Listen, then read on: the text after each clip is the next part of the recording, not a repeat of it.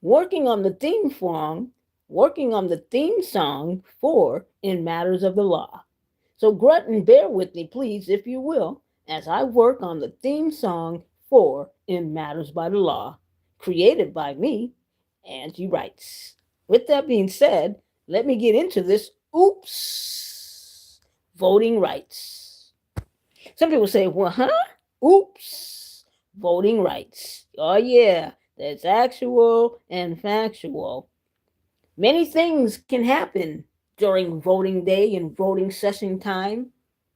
And from voting day, voting session time, from machines breaking down and becoming non functionable to mail lag, the mail lagging. Many things can happen during times of voting. That is actual and factual. Now, with that being said, if you were listening to me not too long ago, I did a live broadcast here where I'm broadcasting live from the Washington, D.C. metropolitan area in the DMV, not the Department of Motor Vehicles, but D.C., Maryland, and Virginia. I am, once again, Angie Wrytes. Now, with that being said, hey, welcome in. Thanks for stopping in. Thanks for sticking around. Like, share, and subscribe to my channel. I'm getting into the oops of voting rights. So earlier, not too long ago, probably less than 45 minutes to an hour ago, I did a live broadcast and I spoke about electronic voting. And while I was don't want to deliver fake news, so I had to come back and deliver it to you. But in actuality, electronic voting really could take place. Now, the oops is this. I was reading on a government site where it says election law, and there's the gavel, and then there's some diction. And in thanks for liking, thanks for sharing, thanks for subscribing to my channel. And in the diction of which I was reading, in the last stanza, it says, and to provide electronic delivery of absentee ballots to eligible military and overseas voters. Well, my interpretation or my and yes, my interpretation of that is that electronic delivery of absentee ballots was giving persons in the military and those overseas the right to vote electronically. And I was like, okay, well, I got to call to find out about this. So I made a phone call to find out about it.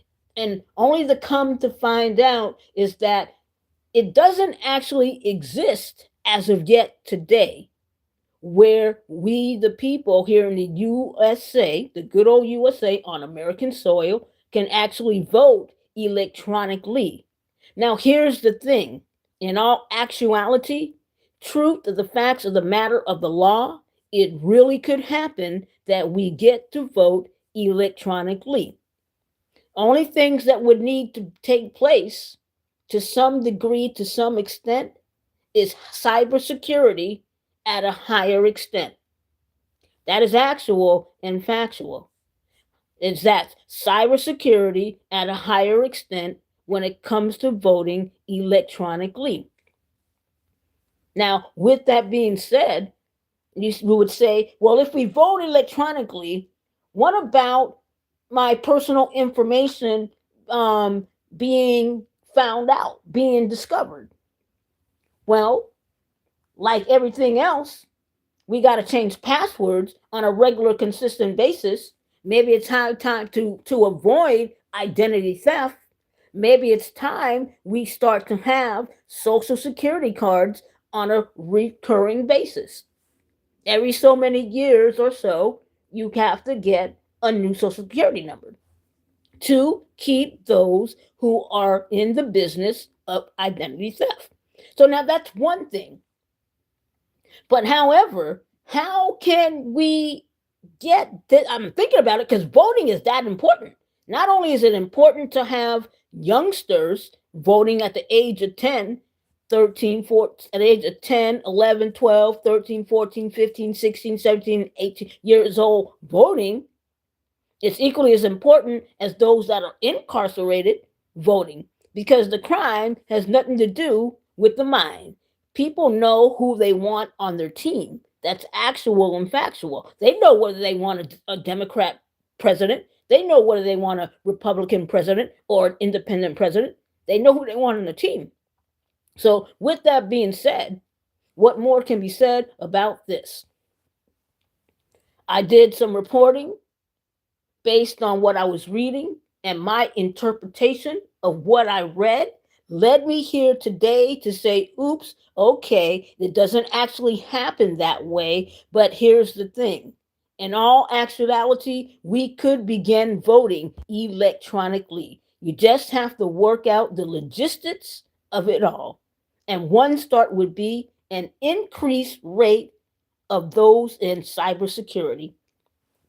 Like, share, and subscribe to my channel. I am Angie Wrytes. This is In Matters of the Law. Don't want to deliver fake news, so I had to come back as fast as I could after speaking on the phone with persons who are learned skilled,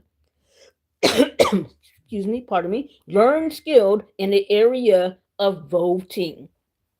So after doing some research and getting some information, didn't want to provide false information, so I had to come back and say this. In actuality, it really could exist. So my interpretation was not wrong in actuality. It was right on point. Because truly, if they're delivering absentee ballots electronically, surely there's a way to vote electronically for persons who not only are in the military or overseas, but persons who are blind and have other disabilities. And some would say, well, we still gotta think about what if someone hijacks or hack the email. Well, that's why they say that you must change your email password on a regular, consistent basis. And then some would say, well, what if in the midst of voting, we have a blackout? Well, then you have an extended day or two to deal with that concerning a blackout. And that's just like to say, when you go out to the voting polls, when you're out there voting in the voting polls, I mean, who's to say the machine won't go belly up on you? It could actually go belly up, and then they have to make provisions based on the situations that takes place to say, okay, well, this went belly up. We still want your vote. We still want you to cast your vote. So now we got to set aside X amount of days or time to find a way for a person to cast their vote, which would be electronically. Because if you go out in the street to the voting poll, and the voting screen goes belly up and doesn't work, they say, well, what's the only option? What other option do I have to cast my vote? I got to get it in by 7 o'clock, 9 o'clock, the latest at night. What am I going to do? That's if you go out to vote in public. Well, the only option would be electronically. These are matters of the facts of the law. Some would say, thanks for stopping in. Thanks for liking. Thanks for sharing. Thanks for subscribing to my channel. You truly are appreciated. This is In Matters of the Law, and I am Angie Wrytes. Broadcasting live in the Washington, D.C. metropolitan area. That's actual and factual. Oops. Voting rights. That's what I'm talking about. I had to first come back and clarify, because I don't want to put false fake news out there. I mean, who was it? Donald Trump started that thing about fake news, and I can't get it out of my head. Like, every time I'm doing something, podcasting, broadcasting, that fake news stays in my head. I'll be like, you know what? Let me make a phone call to find out what's actually transpiring concerning electronic delivery of absentee ballots. And what's actually transpiring is you can have your absentee ballots, at least in the state of Virginia, delivered to you. You can have your absentee ballots electronically delivered to you, but you can't return it back to them. You have to then go to a mailbox or a drop-off site to have your vote casted using the ballot that was delivered to you electronically. And the reason being, I figure, is because they haven't figured out the logistics of electronic voting as of yet. That's actual and factual. But if they are, not if they are, they actually are delivering it to you. They just got to figure out, well, if we deliver it to the ballot to you electronically via email, how in the world do we get you to send it back via email without it being hacked or tampered with? And I would say, once again, that would entail having high security, cybersecurity involved in that, and frequent changing of passwords to your email. Maybe I'm going a little bit far with saying, well, maybe we should change our social security numbers on a regular basis, maybe every 3 years, maybe every 5 years. Thanks for the likes, thanks for the shares, thanks for subscribing to my channel. But it's not far-fetched to say, because of identity theft and people hacking into accounts, it's not far-fetched to say that we could, sooner than we think, have it where our social security numbers are changed for the mere simple fact that people do hack into accounts. So on account of all of that, and on account of this concerning voting rights and electronically, it's cybersecurity. That's number one. Thanks for liking, thanks for sharing, thanks for subscribing. That's number one. And then it's hiring employees that work for the government for voting, hiring those persons who volunteer their time, and some do get paid to work during the voting time, to be honest. When the ballot comes back electronically, one must be honest and say, I'm not going to, you got to police yourself. It's not my business. I'm just here to count the votes. Okay. This one says Republican. Boom. That's one. This one says Republican. Boom. That's two. This one says Democrat. Boom. That's one. Wait a minute. That's an independent. That's one. And police yourselves independently, because people, you got to give them a hand clap.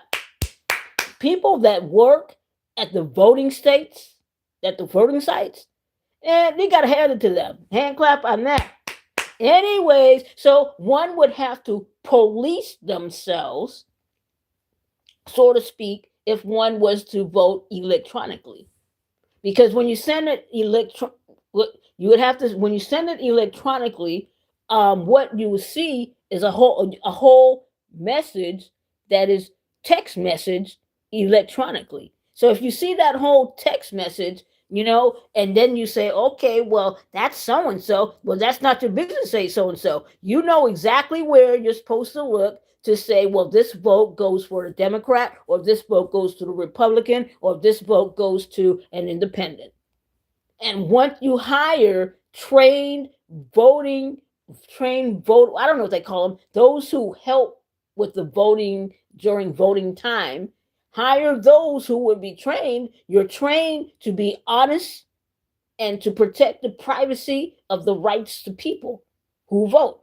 So it's not for you to study the email that comes back electronically. Your job solely is to, and merely speaking, to see, does it say Democrat, or does it say Republican, or does it say independent? And that's it. And truly, it can transpire. So voting electronically is already here. In the state of Virginia, they're already there. They're sending the ballot out to you electronically. They're sending the absentee ballot to you electronically. That's happening for people who are in the military overseas and have some forms of disability, like being blind, and then you have to fill out an application to this, that, and the other to qualify for the electronic delivery of absentee ballots. So Virginia is halfway there. I can't speak on any other state. I can only speak on what's transpiring based on a phone call that I made. And based on the phone call that I made, that's halfway there. If you're sending it, you just got to figure out how to send it back. And I just shared with you how to do that. Anyways, and then you can add to that for added security and added safety when it comes to voting. And should electronic voting just be for people in the military and overseas and people that have disabilities? I would say not really, because there are situational situations when times come up where people in their lives, living everyday lives, something comes up and oh my goodness, I really want to go catch my vote. I'm stuck in traffic. It's like 5 minutes to 9 p.m. and voting closes at 9 p.m. What am I going to do? Hop on to that computer, that laptop, that phone, that desktop, that tablet, and guess what? Go to the email and cast your vote. Now, there's a lot of people going to say, nope, nope, no way, no way, no way, nope. Cast your vote electronically, no way, no way. My right to privacy it could be in jeopardized. Yeah, when you go to the voting poll, your right to privacy could be jeopardized. It ain't no difference. When you go out and vote in public, your right to privacy could still be jeopardized. Yeah, they got the little windows and a little block that you go through, but hackers are so skilled in what they do. So who are we to say that a hacker ain't hacking today? These are the matters of the facts of the law. You still got to get cybersecurity at a higher level. Still got to hire those volunteers and those who get paid to help in the voting stations, to man the emails that come through, to be honest and true and respect the privacy of others, that when the electronic vote comes through, that they're not looking for anything about who, but what party did you vote for? Is it for the Democrat? Is it for Republican? Or is it for the Independent? That's actual and factual. This is In Matters of the Law with me, Angie Wrytes, Wrytes. And with that being said, I want to say thank you for tuning in. Thank you for watching. Thank you for listening. Thank you for subscribing to my channel. You truly are appreciated. And with that being said, I'm going to go ahead and mosey on up out of here and try to come up with a theme song for In Matters of the Law, which is what I'm currently working on. A theme song for In Matters of the Law with me here, Angie Wrytes. If you have any ideas on that, put it in the chat. We can talk about that. Hand clap on that. Anyways, with that being said, with all that being said and done, I want to thank you and say for subscribing to my channel, for liking my channel, and sharing my channel. And thanks again. Be safe. Bye for now.